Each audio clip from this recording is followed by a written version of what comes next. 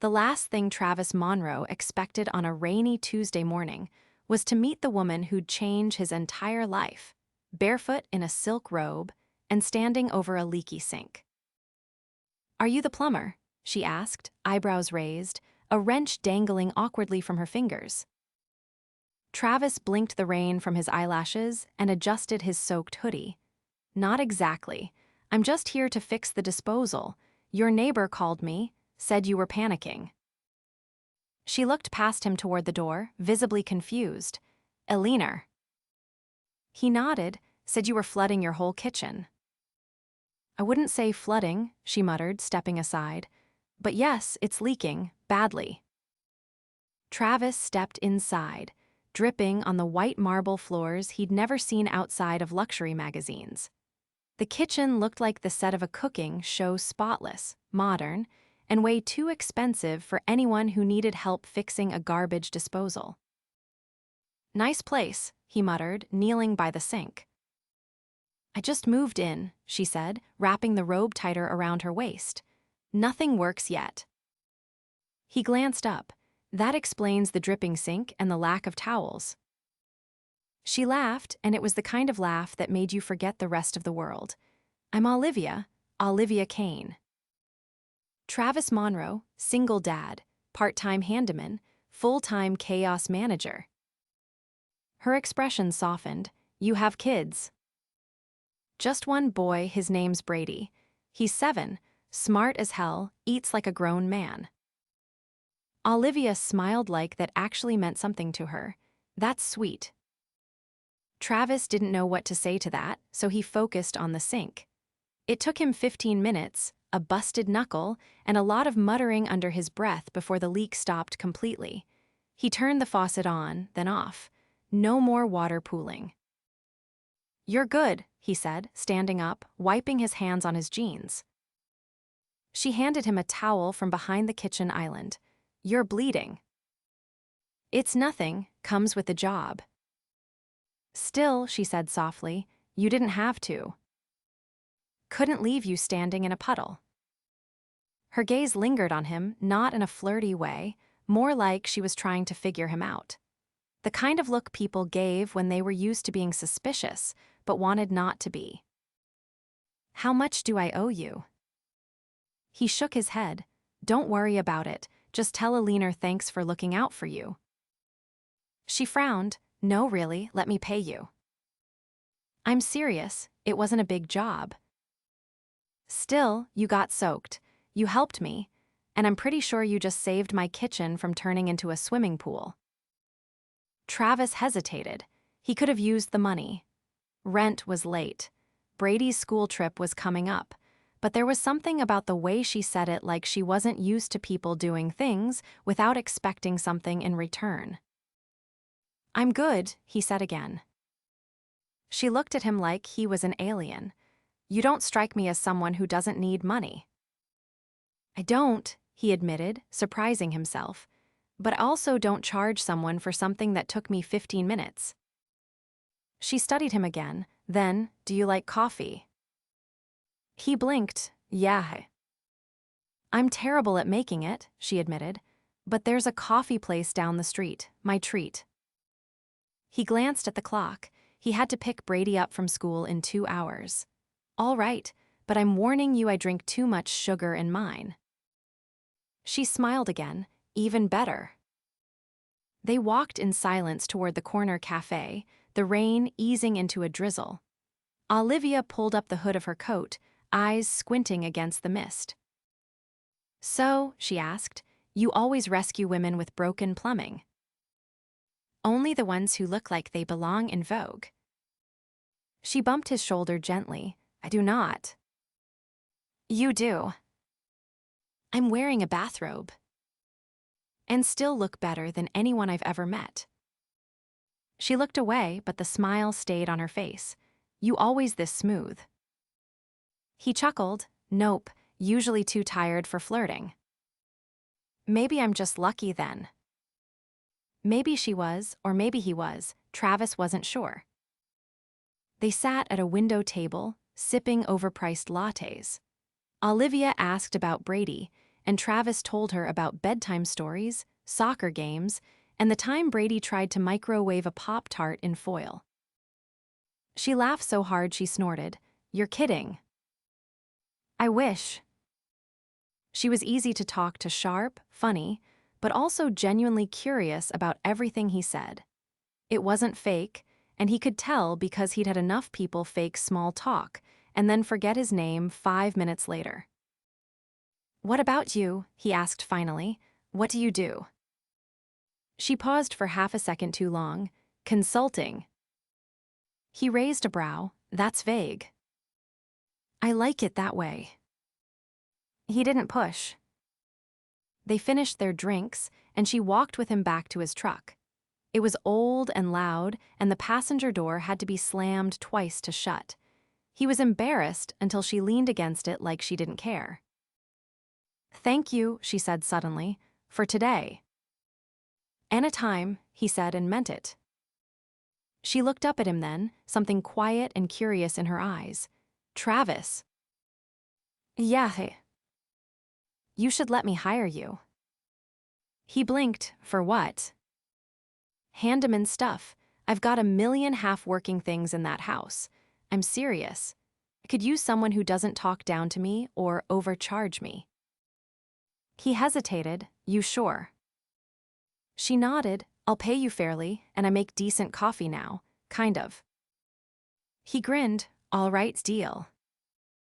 He drove off with her number written on a napkin and a strange flutter in his chest. He hadn't felt that in a long time. Olivia watched his truck disappear down the street, her fingers curling around the napkin he'd left behind. She hadn't told him who she really was, not yet. Not that she was the youngest board member of Kane Holdings.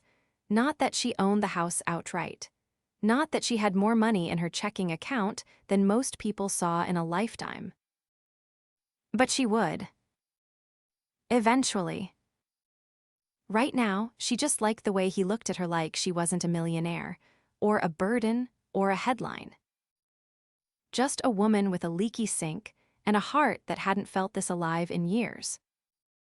The next time Travis pulled into the driveway of Olivia's house, Brady was in the passenger seat, swinging his legs and staring wide-eyed at the massive brick estate like it might grow arms and wave. "Are you sure this is the right place?" he asked, mouth full of granola bar, eyes tracking the tall windows and manicured hedges. "Pretty sure," Travis said, stepping out and slinging his tool belt over one shoulder. "Don't touch anything that looks like it costs more than my truck." Brady grinned. "So, everything." The front door opened before they even made it to the porch.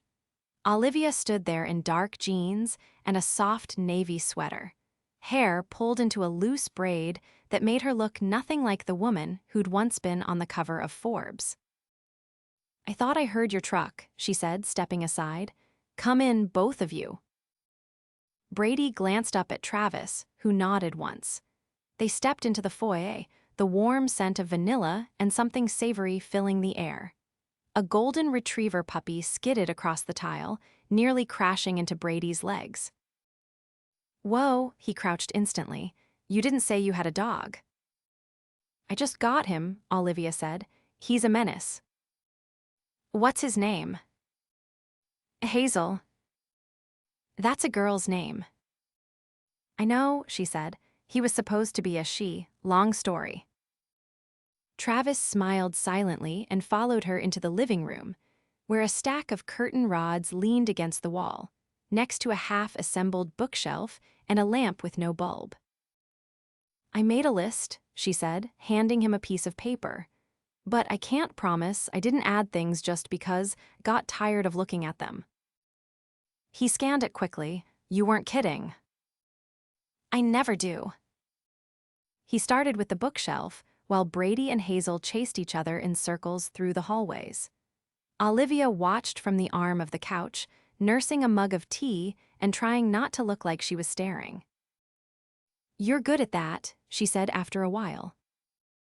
"Building furniture. Making it look easy." He tapped in the final bolt and stood. "It's not, My back's going to hate me for this tonight. I've got ibuprofen and a bottle of wine. He glanced over his shoulder. You always bribe your handyman with Pinot. Only the ones who fix things without asking for a tip. He chuckled, then paused. You didn't say what kind of consulting you do. She looked at him for a beat too long. Corporate ethics. Sounds like a lot of meetings. Mostly just convincing people not to be terrible. He nodded as if that made sense, though something about it felt carefully constructed. He didn't press. By the time he finished hanging the curtain rods, Brady came bouncing into the room with Hazel under one arm and a grin on his face. Miss Olivia, do you have any more of those cookies? She glanced at the clock. Only if your dad says it's okay. Travis looked over. One, and that's it. Brady pumped a fist and disappeared into the kitchen. Olivia raised an eyebrow. He's polite. He's also a master manipulator, Travis said, wiping his hands on a rag. Don't let the dimples fool you. She laughed softly, then stood. You've been working for hours. Let me feed you both. Travis hesitated. We're not really dressed for dinner. It's just food, not a gala. Come on. She led them into the dining room where plates were already set on the long oak table.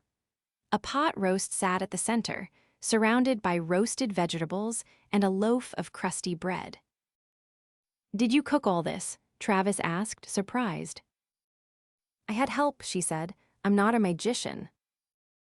Brady slid into a chair, already reaching for the bread. This smells better than school lunch. They ate with the kind of ease that only comes when no one's trying too hard. Travis found himself laughing more than he had in weeks, watching Brady and Olivia argue over which Pixar movie had the best ending. After dessert, a warm peach cobbler that Brady declared better than Grandma's, Travis stood and gathered the plates. You don't have to, Olivia started, but he waved her off. You fed us, least I can do is clean up. She followed him into the kitchen, leaning against the counter as he rinsed dishes. You're different, she said quietly. He glanced at her. Different how? Most people I meet want something. You don't. I'm just trying to keep my kid fed and the lights on. That's enough to worry about. She watched him for a moment. What would you do if you didn't have to worry about any of that? He shrugged, never really thought about it. You should. He turned off the water and dried his hands. Why does it matter? Because, she said, stepping closer, you deserve to dream too. Something about the way she said it settled deep in his chest. Like it wasn't a compliment, but a truth she saw and wanted him to believe. He looked at her, then really looked at her, and for the first time felt the shift. Not just attraction, but the beginning of something neither of them had planned for. I should get him home, he said quietly. She nodded, though something in her eyes flickered. Of course. Brady was asleep 5 minutes into the drive, curled under his hoodie with Hazel's fur on his shirt. Travis drove in silence, Olivia's words echoing louder than the engine. You deserve to dream, too. He didn't know what she meant yet. But he was starting to want to find out. Travis's boots echoed faintly as he stepped into the glass atrium of the Westfield Gallery, gripping the strap of his tool bag like it was a lifeline.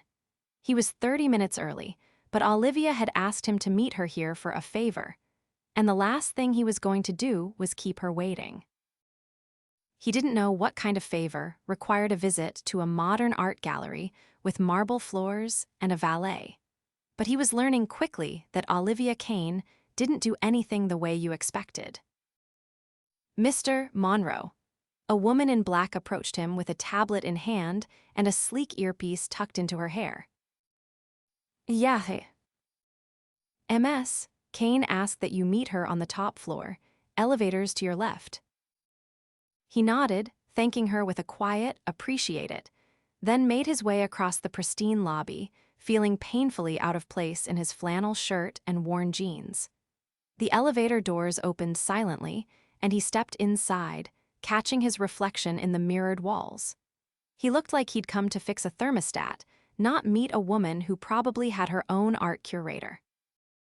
When the doors opened, he found her standing in a sun-drenched gallery space, backlit by floor-to-ceiling windows that overlooked the city skyline. She wore a tailored cream-colored blouse tucked into slate-gray trousers, her heels silent against the polished floor as she turned to face him. "You came," she said, a faint breath of relief in her voice. "You asked," he said, glancing around. "Didn't realize you were borrowing space in a museum." "It's not borrowed," she said, walking toward him. "My family's foundation donated the gallery. I sit on the board." Travis straightened. "You didn't mention that." "I didn't mention a lot of things." She stopped in front of him, close enough that he could see the faint tension in her jaw. "I asked you here because I need help with something," she said, "but it's not a quick fix or a leaky pipe." He folded his arms slowly. "I'm listening." "There's an event here tomorrow night, a fundraiser. I'm expected to attend with an escort, and unfortunately, the person I was supposed to bring decided to accept a position in Singapore. Yesterday." "Sounds like a jerk," he said. "An ambitious jerk," she corrected, "but yes." "And you want me to go with you?" She nodded. "I need someone, real, someone who won't try to impress donors or schmooze executives. I trust you." "I'm not good at pretending to belong in places like this." "Exactly," she said. "That's why I want you." He hesitated, glancing out at the skyline. What would even wear? "I already took care of that," she said. "There's a tailor meeting us in an hour." He blinked. "You're serious?" "Completely." Travis rubbed the back of his neck. "You know, can't afford whatever suit he's selling." "You're not paying for it," she said. "It's a gift." "I don't take gifts." "This isn't charity, it's a thank you." He looked at her then, watched the way she held his gaze without flinching, and something inside him shifted. She wasn't trying to fix him, she just wanted him there. "All right," he said, "but I'm not drinking anything I can't pronounce." She grinned. "Deal." Later that afternoon, he stood in front of a full-length mirror while an older man with sharp eyes and quicker hands pinned fabric and murmured about shoulders and inseams. Olivia sat on a velvet bench nearby, watching with quiet amusement as Travis tried not to fidget. "I feel like I'm about to be auctioned off," he muttered. "You look incredible," she said. He glanced at her reflection. "You think so?" "I know so." He paused. "Why are you doing this?" "I already told you." "No," he said, turning toward her. "I mean, why me? You could have picked anyone with a better resume and a cleaner truck." She stood slowly, walking up to him with careful steps. "Because you don't make me feel like I have to be someone else." He didn't know what to say to that, so he didn't say anything. The next evening, Brady stayed with a leaner, who had immediately declared it a boys' night with popcorn and comic books. Travis shaved, put on the fitted tuxedo that had been delivered that morning, and tried not to feel like a fraud. When Olivia opened the door to him at the gallery entrance, he forgot how to breathe. She wore a gown the color of stormlight, elegant and simple, with a single diamond pendant resting at her collarbone. Her hair was swept up, and for the first time, she looked every inch the woman the tabloids would kill to photograph. "You clean up well," she said, her voice quiet. "You," he stared. "You look like you stepped out of a dream, probably couldn't afford." She laughed, hooking her arm through his. "Come on, let's cause a scandal." The ballroom was already filled with men in tailored tuxedos, women in glittering gowns, champagne flutes catching the light like crystal wands.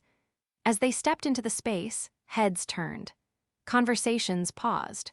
Someone somewhere said her name, and it rippled like a wave.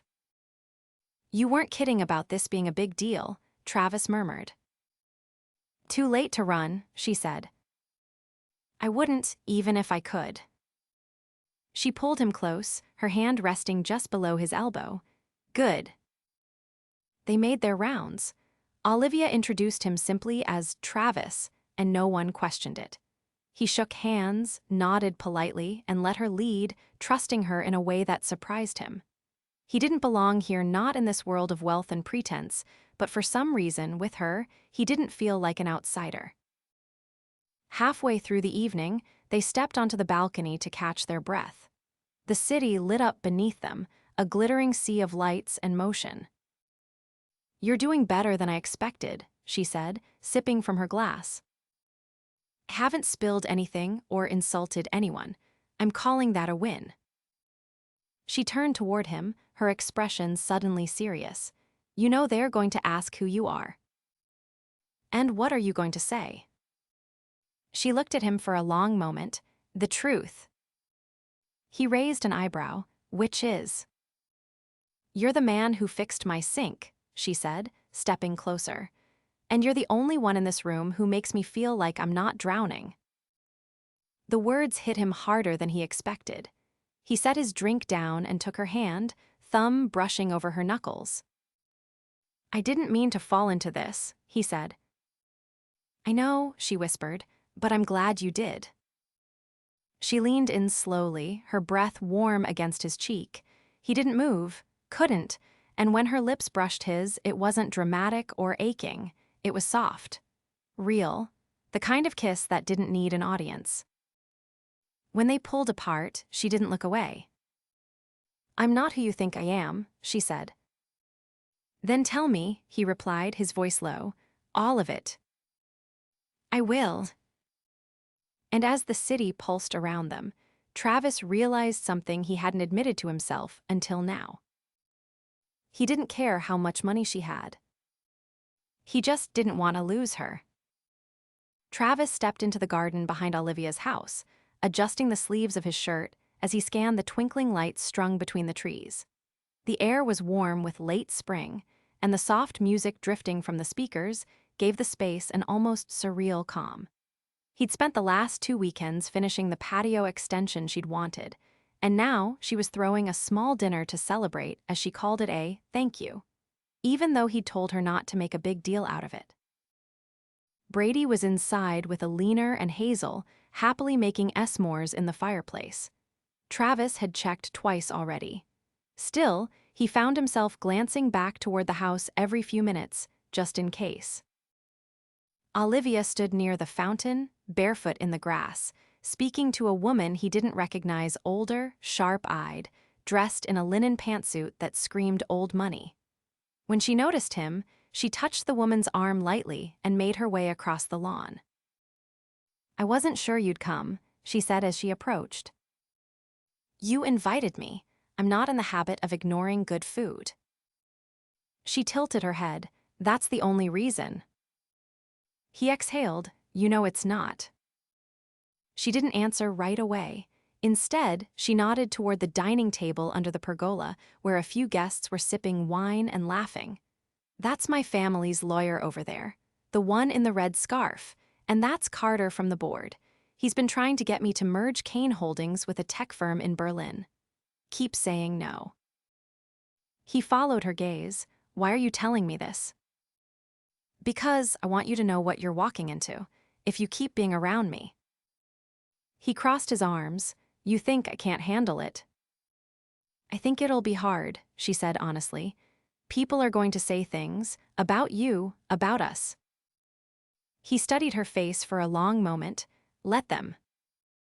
As she blinked, "I don't care how many suits are in your garden or how many board members whisper behind your back," he said. "Care about you, and Brady likes you, which is saying something, 'cause he still doesn't trust broccoli." That made her laugh for real, full and unguarded. She reached for his hand. "Come meet the woman I was talking to. Her name's Margaret. She's the one who gave me my first position on the board. Terrifying, but the best kind of terrifying." He let her pull him along, and to his surprise, Margaret didn't inspect him like a lab sample.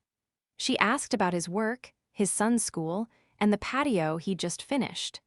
When he mentioned the custom mosaic Olivia had requested for the centerpiece, the older woman actually nodded with approval. "You've got a good eye," she said, "and you clearly know how to anchor something properly. That piece is going to last." He glanced sideways at Olivia, who met his eyes with a quiet smile. After dinner, while guests lingered over coffee and petit fours, Travis wandered back to the side of the house and found Olivia leaning against the railing, watching the sky turn indigo. "You okay?" he asked. She tilted her head. "I've been thinking." "Dangerous." "I'm serious." "Me too." She turned to face him. "I've always known what I was supposed to want, the board seat, the house, the portfolio, but I never stopped to ask myself what I actually need." He nodded slowly. "What changed?" "You," she said. "You didn't try to fix me. You didn't want anything from me. You just showed up, again and again." He rubbed his jaw, unsure what to say. Then she took something from her pocket, small and folded. A piece of paper. "What's that?" "A contract," she said, unfolding it. "I've been offered a position in London. It's a big one, more power, more money, more everything. And I told them no." His brow furrowed. "Why?" "Because for the first time, I don't want more. I want real. I want morning coffee and soccer games and shared silence on a Tuesday night. I want you and Brady and Hazel chewing my shoes." He stared at her, the weight of her words settling over him like a tide. "You sure?" "I've never been more." He stepped closer, his voice low. "You're not just someone I'm falling for, Olivia. You're someone I trust. That doesn't happen for me, not easily." She reached up, her fingers brushing his cheek. "Then let me earn it, every day." He leaned in, kissed her the way he hadn't let himself since the gallery, the kind of kiss that made promises without speaking them. When they pulled apart, Brady's voice echoed from the back door. "Dad," Hazel stole Aline's slipper again. Travis chuckled. "Duty calls." Olivia laced her fingers through his. "Let's handle it together." 6 months later, the backyard was filled with laughter, fairy lights, and folding chairs. The patio was complete, the garden blooming with color, and in the center stood a white arch draped with wildflowers. Brady tossed petals like confetti, Hazel barked at a butterfly, and Travis stood at the altar in a crisp navy suit that Olivia had picked out herself. She walked barefoot across the grass, a simple dress hugging her like the breeze, no diamonds, no pretense, just her. When she reached him, she whispered, "You still owe me for that sink." He smiled. "I'm working on it." They exchanged vows under the open sky, surrounded by friends who'd become family. And as they kissed under sunlight and laughter and the soft rustling of leaves, Travis knew the truth. He hadn't just fixed a leak that day. He'd found a life, a love, a home. And this time, it wasn't going anywhere. A cool breeze drifted through the open windows of the lakeside cottage, carrying the scent of cedar and late summer rain. Olivia stood barefoot in the kitchen, her hands dusted with flour, watching Travis through the screen door as he chopped wood with easy rhythm near the edge of the trees. His sleeves were rolled up, forearms taut with each swing, the setting sun casting long shadows over the tall grass behind him. Brady sat cross-legged on the porch, sketching something in a small spiral notebook, his tongue poking from the corner of his mouth in concentration. Hazel lay curled at his feet, tail wagging lazily every time an acorn dropped nearby. "How much longer?" Brady called without looking up. Travis paused, wiping his forehead with the back of his arm. "Couple more logs, then we're good for the night." "I'm gonna need light if I'm gonna finish this," Brady muttered, flipping the page. Olivia stepped out, brushing her hands on her apron. "Then you better hurry. Dinner's almost ready and we're not eating by flashlight again." Travis glanced over his shoulder. That was one time. "And we had burnt carrots and uncooked rice," she replied, crossing her arms with mock severity. "That's not true, the rice was just innovative." Brady snorted. "You mean crunchy." Olivia leaned against the railing and watched them, warmth rising in her chest that had nothing to do with the oven inside. She hadn't imagined this version of her life, not even in the quietest corners of her daydreams. But it was hers now. Entirely. They traded board meetings for bonfires, brunches for pancakes, and gala nights for evenings like this, simple, quiet, and real in a way that tasted better than any five-star dish ever had. When dinner was done, they ate outside under strings of Edison bulbs, each bite interrupted by stories, teasing, and the occasional bark when Hazel tried to steal a slice of chicken. Travis poured wine into mismatched glasses while Brady insisted on toasting his lemonade, like they do in the movies. After the plates were cleared and the stars began to show, Olivia wandered down to the dock. Her bare feet patted against the weathered wood, the lake stretching endlessly in front of her, still and silver beneath the moonlight. A moment later, Travis joined her, wrapping an arm around her waist as she leaned into him. "You've been quiet," he said gently. "I've just been thinking." He kissed the side of her head. "About what?" "How far we are from where we started," she said, "and how right this feels, even though it was never part of the plan." He traced slow circles against her hip with his thumb. "Plans don't always know what's best for you." "I used to think love had to be complicated, that it needed rules and distance and strategy to survive." Travis tilted his head. "And now?" "Now I think it just needs two people who choose it, over and over." He turned her gently to face him, the light from the house behind catching the softness in her eyes. "So choose it, with me." "I already have," she whispered, "but I'll do it again, every day." He kissed her, slow and steady, no urgency, no doubt. Just the kind of kiss that came from knowing exactly where you belonged. The next morning brought laughter before sunlight. Brady had decided pancakes should be made in the shape of animals, and somehow Hazel had ended up with batter on her ears. Olivia laughed so hard she couldn't flip the griddle in time, and Travis ended up wearing half of a lopsided bear. Later, while Brady played pirate with a stick and a pillowcase tied around his shoulders, Travis took Olivia's hand and led her down the gravel path toward the clearing near the water. "I've been working on something," he said as they reached the edge of the trees.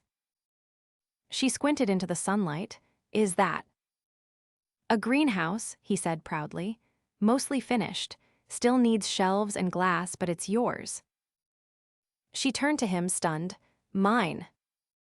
"You talked about wanting to grow things, said you never had time before. Figured now, you do." Her fingers curled tightly around his. "You built this." "Brady helped," he said, rubbing the back of his neck. "Mostly by hammering nails into things, didn't ask him to." She stepped inside, ducking beneath the unfinished frame, her breath catching as she imagined what it would become: rows of herbs, bowls of tomatoes, vines curling toward the sun. "I love it," she said, her voice thick. "Good," he said, stepping behind her. "Because I want to build everything with you, not just greenhouses, a future, a life." She turned, heart pounding. "You already are." He reached into his pocket and pulled out a small velvet pouch. Her breath caught as he opened it, revealing a simple gold band with a single sapphire embedded in the center. "You already said yes to marrying me," he said. "But you didn't get a ring, and I know you said you didn't care, but I wanted you to have one anyway. Not because of what it costs, but because I made it, with my hands, for you." She blinked away tears as he slid it onto her finger. "It's perfect," she whispered. "You're perfect." He laughed softly. "I'm not." You are to me. That night, they curled together on the couch, Brady asleep upstairs, the fire crackling low. Olivia traced the edge of the sapphire with her thumb, head resting on Travis's shoulder. You know what I used to want? She asked quietly. What? To be in control of everything, my life, my image, my future. I thought if I could just plan it all perfectly, I'd be safe. He kissed her hair, and now I want messy mornings. I want burnt toast. I want Brady's drawings all over the fridge and Hazel barking at squirrels. I want this love, this family. You've got it, he said, for good. Outside, the lake shimmered under the stars. And inside, the house was filled with the kind of peace that didn't shout but settled deep into your bones, the kind that said, without a doubt, you were home. They didn't need a ballroom. They had each other, forever.